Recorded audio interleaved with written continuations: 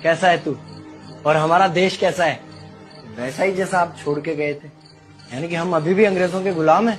नहीं, अंग्रेजों से तो हमें 1947 में ही आजादी मिल गई थी। अच्छा, तो अब तो हमारे अपने लोग देश चलाते होंगे ना? हाँ, तब तो देश काफी आगे बढ़ गया होगा। जब हमारे अपने लोग देश चला रहे हैं तो गरीबी और भ्रष्टाचार का तो नाम ही नहीं होगा। सबको बराबर हक दिया जाता होगा, किसानों और मजदूरों का अच्छा ध्यान रखा जाता होगा ना? नहीं, ऐसा तो कुछ नहीं है। तो कैसा है बताना मुझे। कैसे हमारे अपने नेता, हमारे आजाद भारत के नेता, 100 साल हो गए मुझे गए हुए, बताना। हमारे अपने नेता वो तो अपनी जेबें भरने में लगे हुए हैं। आने वाली 7 पीढ़ियों को नहीं बल्कि 700 पीढ़ियों को ना कमा कर खाना पड़े उस चीज के इंतजाम में लगे हुए हैं। तो तुम लोग क्या कर रहे हो और हमारे देश का युवा क्या कर रहा है? हम लोग तो इंस्टाग्राम पर रील्स देखने में बिजी हैं। यानी कि हमारी कुर्बानी का देश के लोगों पर कोई असर नहीं पड़ा।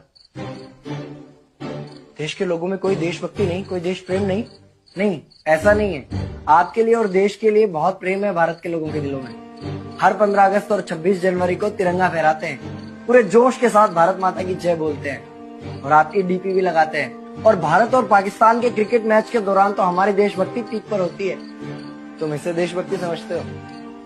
तो फिर क्या है देशभक्ति? अगर तुम्हारी देशभक्ति समाज को सुधारने में, गरीबों को अच्छी शिक्षा या बराबर का हक नहीं दिलाती तो कोई काम की नहीं है तुम्हारी देशभक्ति।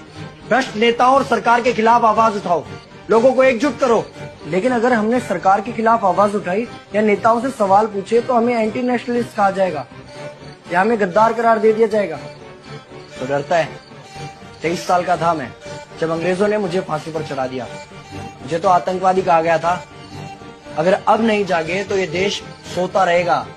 ये सरकारें, ये नेता देश को बेच खाएंगे। इस भ्रष्ट सरकारी तंत्र से लड़ो। देश को क्रांति की जरूरत है।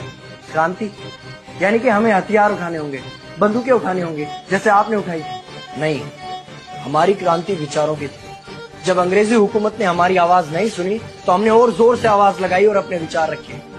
और क्रांति केवल सत्ता को बदलने तक सीमित नहीं है, बल्कि इस भ्रष्ट अन्यायी तंत्र को जड़ से उखाड़ कर फेंकना है। पर ये होगा कैसे?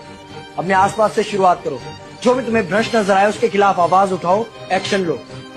तुम्हारे टैक्स का पैसा नेताओं की जेब में जा रहा है, हिसाब मांगो।